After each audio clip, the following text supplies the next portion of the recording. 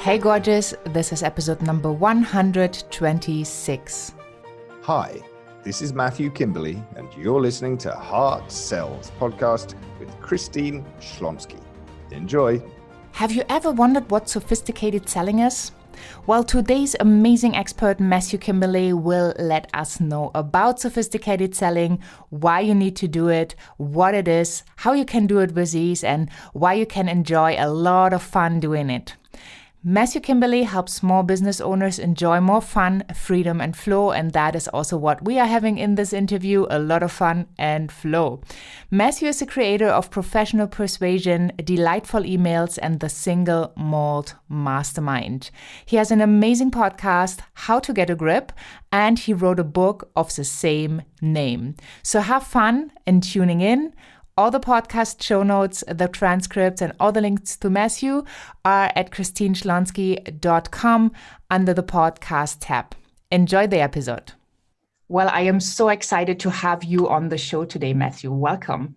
Thank you for having me. I'm thrilled to be here, Christine. Yes, and we both have a common topic called sales, which we love. And I love your approach because you're talking about sales done in a way that's sophisticated. So can you give us a little bit of a background? Like, what do you understand by sophisticated, and, what do people do that's not sophisticated when they sell? So sophisticated and complicated, I believe, are opposite ends of the spectrum. People often talk about sophistication as being with added extras. This is for a more sophisticated audience, generally means that this has extra onion layers added to it to increase what is actually complexity. And I believe the opposite is true for sales. In order for, I guess the kind of Scandinavian design school of selling, which is less is more. And if you can absolutely master the fundamentals, the material, the workmanship, the craftsmanship, the finishings, the fundamental structure, if you can get that down pat, then that's 90% of your job done in selling. I've been in professional sales for really my entire career. And even when I was a kid, I was a street performer who learned pretty quickly to ask for the sale. Don't clap, throw money.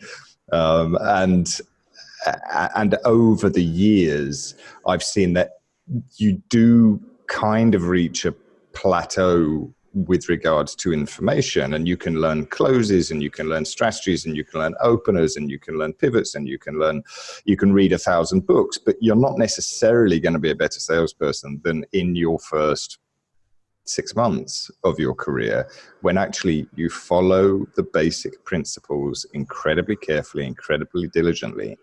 And if you can master the basics, then I believe you are a sophisticated salesperson.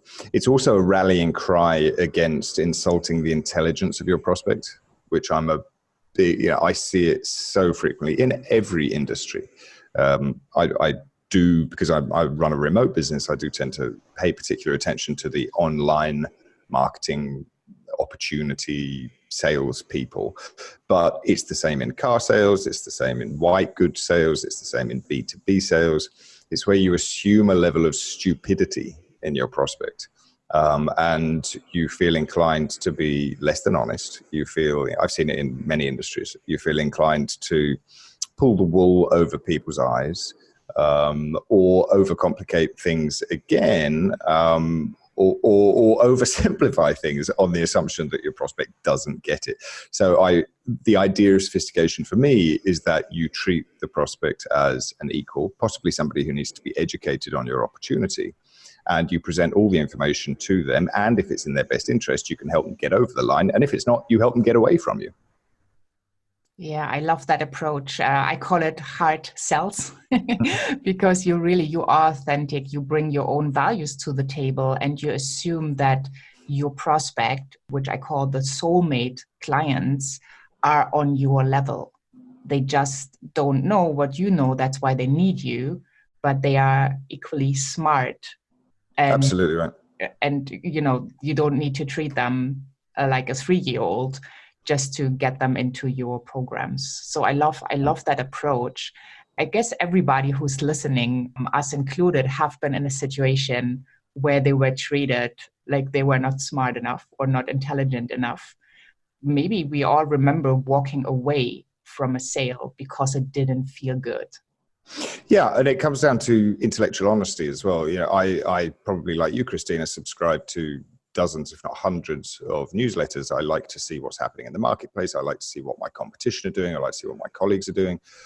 And the kind of intellectual dishonesty that goes with the yellow highlighter, all caps, urgent subject lines, you must do this immediately, you must buy now, you must grab this opportunity because it's the best thing ever. Now, these people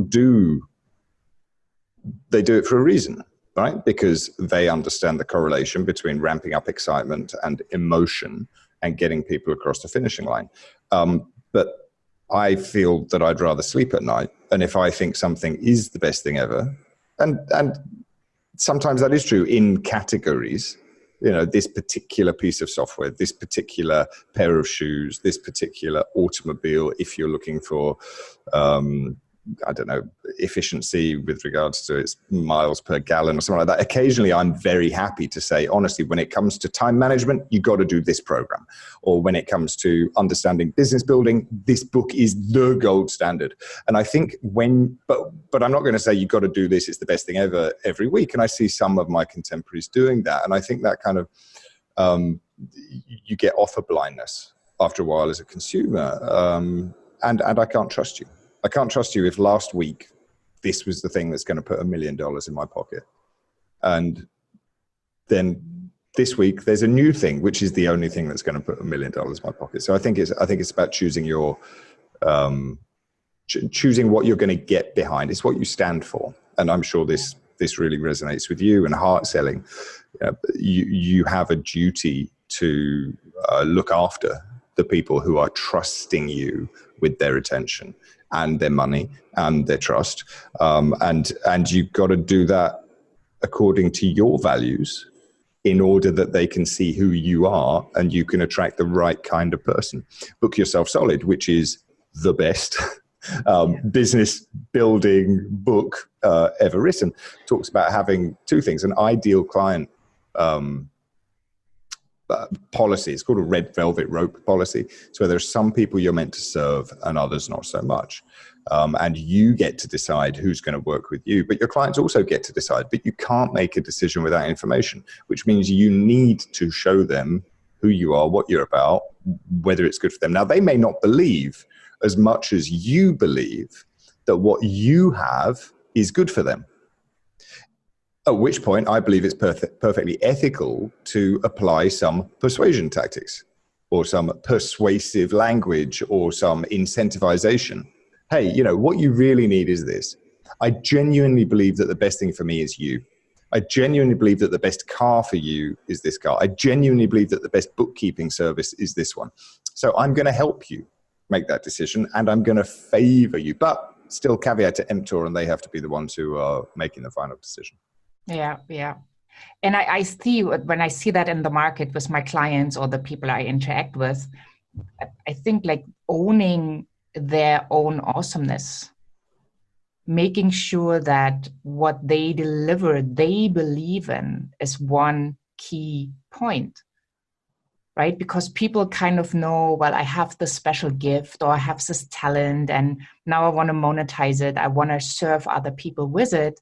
But then when it comes in making the offer, they might not be as solid in their own belief that they can make it happen. Absolutely right. And confidence, and I was discussing this with some friends of mine last night, actually. It's about personal leadership.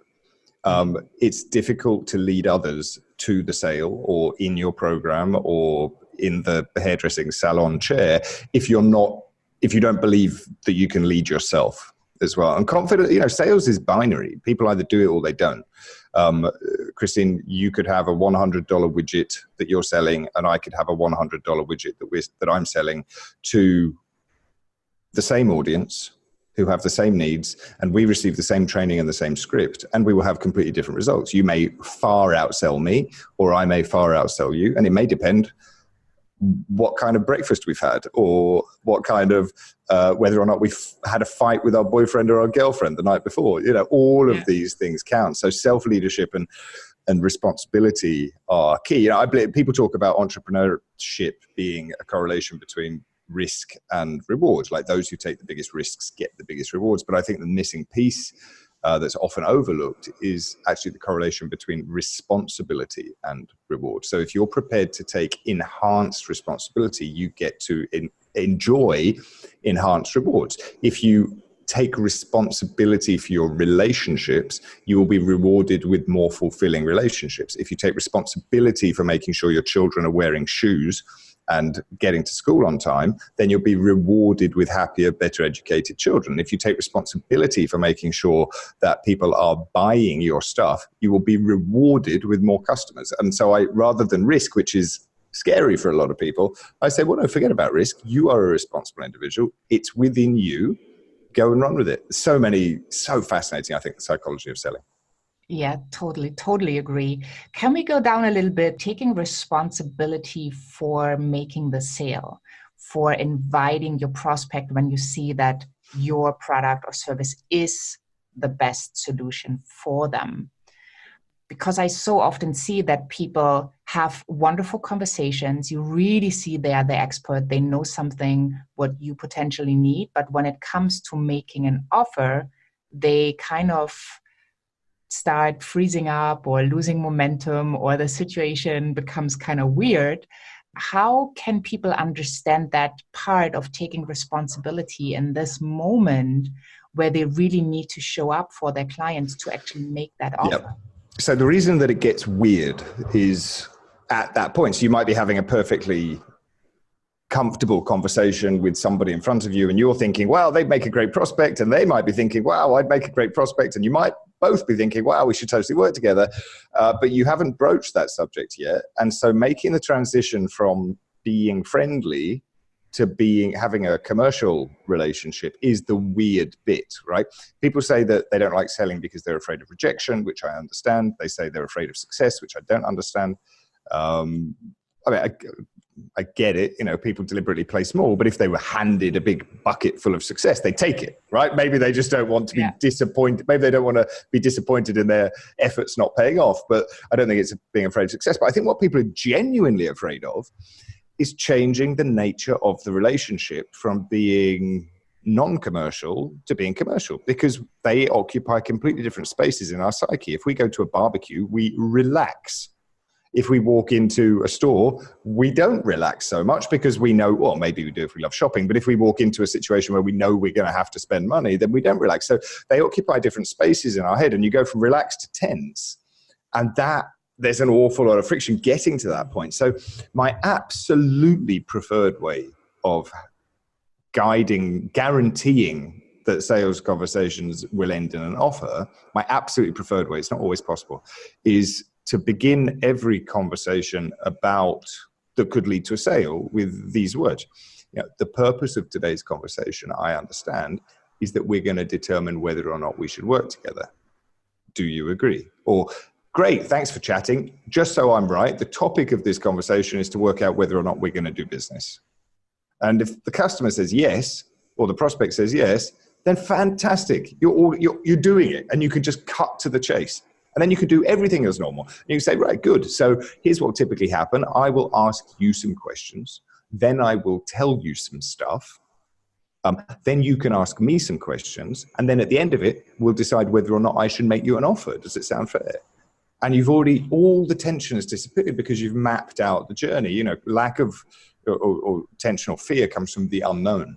And if you can say, this is exactly what our path is going to look like, they've got their eyes open, you've switched the lights on. So that's my absolutely preferred way of doing it.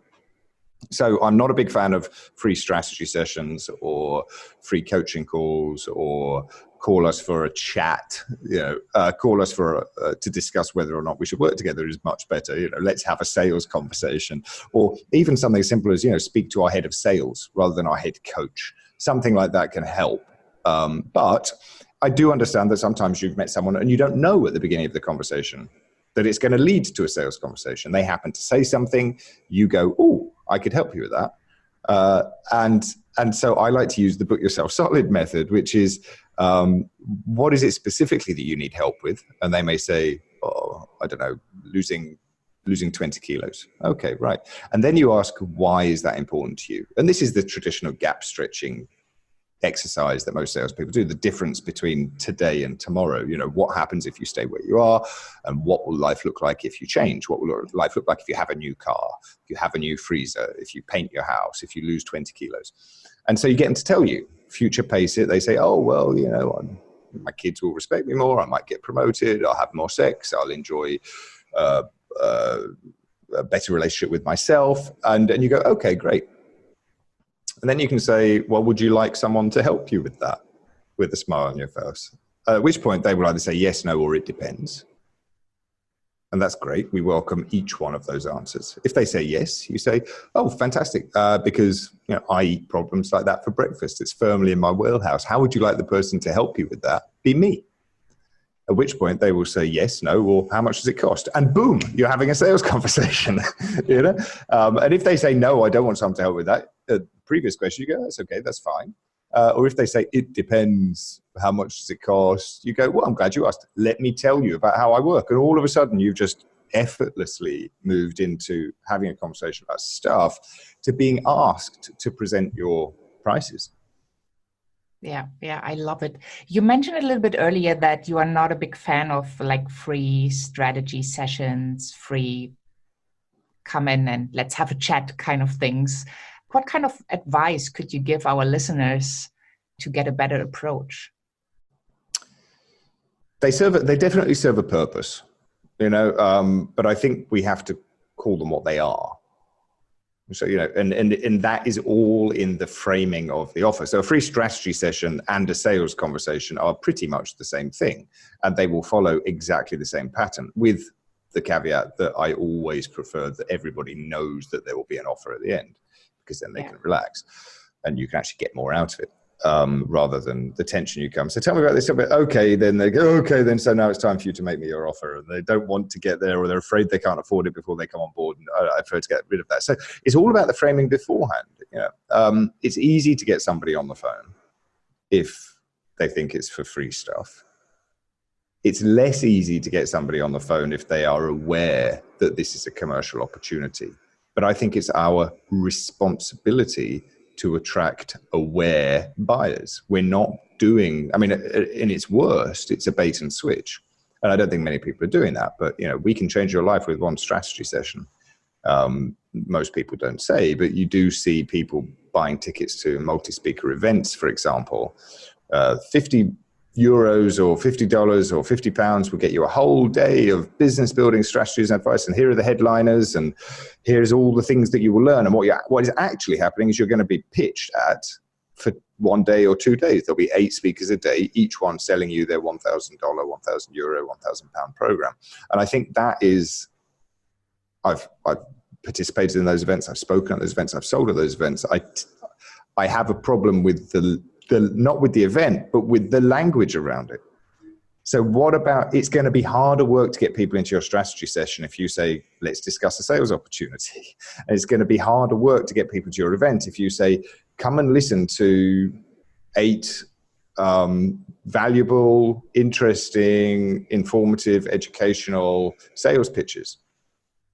But I think we're actually doing our customers a favor, and we're pushing ourselves harder, which is not a bad thing, in order to attract a better quality prospect.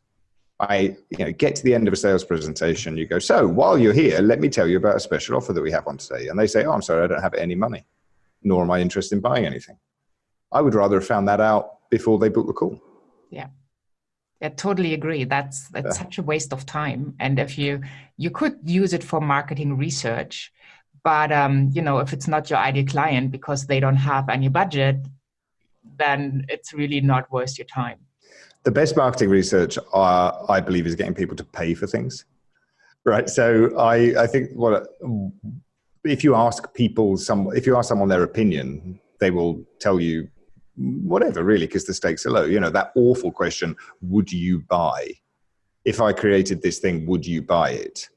Well, that's the wrong question, because people say yes because there's, you know, no stakes. Okay, great, it's here, you got to buy it. And they'll say, well, let me just check my credit line, or let me just talk to my husband. You know, it's easy to say yes to a hypothetical, whereas actually getting people to buy is much better. And for about 3 years, I'm at the tail end of it now. I had a program called the Single Malt Mastermind, and it was coaching by email. And every week, people paid for the year. People paid various amounts, up to about $1,200 for the year. Some people paid less. They would get an email from me. It was a pre-written email. So I wrote 52 emails in an autoresponder sequence. And each one was useful and informative and educational and fun, and it made them smile. And then I said 3 questions. What did you do last week? What did you do they go out on Friday. So what did you do this week? What are you going to do next week? And the third question is, what else do you want to tell me? What do you need help with? What's going on?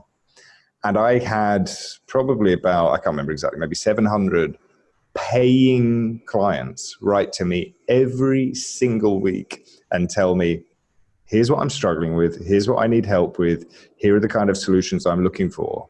And that was absolutely, it was a lot of work, so I stopped doing it. It was absolutely golden. It was absolutely golden in terms of getting inside people's heads. You know, get them to give you money, get them to commit, and see what they say. I'm about to relaunch a coach licensing program, and I'm looking at the business model today, and I'm thinking, you know, you sit down with a piece of paper or an iPad and a pencil, and you start mapping out all the upsells and downsells and cross-sells and possibilities and opportunities. And I had to stop myself. I said, no. Here's the thing. We're going to sell one thing. We're going to license coaches. And then after we've got 100 of them or 200 of them, or after we've been doing it for a year, we're going to listen to our coaches and say, so what is it that you need help with? And the opportunity from your paying clients will present itself. Trying to second guess the market is a terrible thing.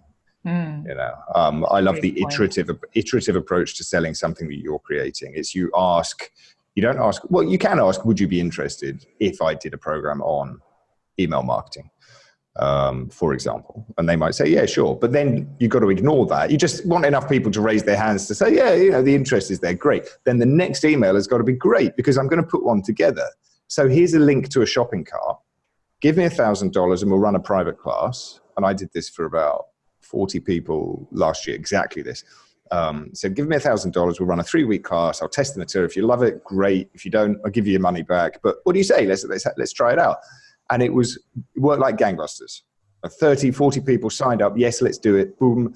It became one of my most popular courses, called Delightful Emails. And it's now, then I took that material, refashioned it, and turned it into a self-study course with workbooks and video summaries and things like that. But I actually got paid to test, got paid to do the market research. So I know I've got something good. We have a relationship. The people who were the first cohort had a relationship with me good enough that they could trust me. When I said, I'm going to do something good for you, it's going to be about this, it's going to deliver this. I'm not going to tell everybody, but if you want in, do it now. They trusted me enough based upon previous experiences with me to say, okay, let's do it. And that was all we need. And then you get paid to do your market research instead of locking yourself up in a cave for 6 months, making some jewelry, creating a piece of furniture, designing a course, whatever that might be, and then going to market and nothing. Yeah. I love that. And I think that's so important that we talk about this, because that's what I see over and over again. I was lucky enough to have coaches and mentors who prevented me from creating a whole course without testing it. So I have the same approach. And I think it's so important to get paid for that research work as well, because it makes your whole life easier. And you actually deliver what people need, not what you think they need. That there's a difference. Yeah, I've seen, unfortunately, many, particularly coaches, fall by the wayside when it comes to, and they get dispirited. They say that they think either there's something wrong with them, or they think there's something wrong with their offer. Often it's not. Often it's you're just not using the right words. You know, I've met female empowerment coaches say, I want to, you know, I empower goddesses to step into their greatness and embrace the divine feminine. And they're broke because nobody wants that. Nobody wakes up in the morning and says, oh, I really need to embrace my divine feminine and step into my greatness. They say, damn, I wish my relationships were better. I wish I had more money. I wish I was fitter. You know, I wish I was happier. If we can find the right words and get people to respond very, very quickly, then we take an iterative approach to selling and testing. And that's I've always kind of tried to do that, at least in my career. Yeah, awesome. Well, thank you so much. I can't wait for our next interview because I have so many more questions, especially on your sales background. You mentioned that you started selling very early on. So that will be in the next episode. Just to finish off, tell us where people can find you, because I know you have an amazing newsletter, which everybody should be signing up for. So let us know where to go.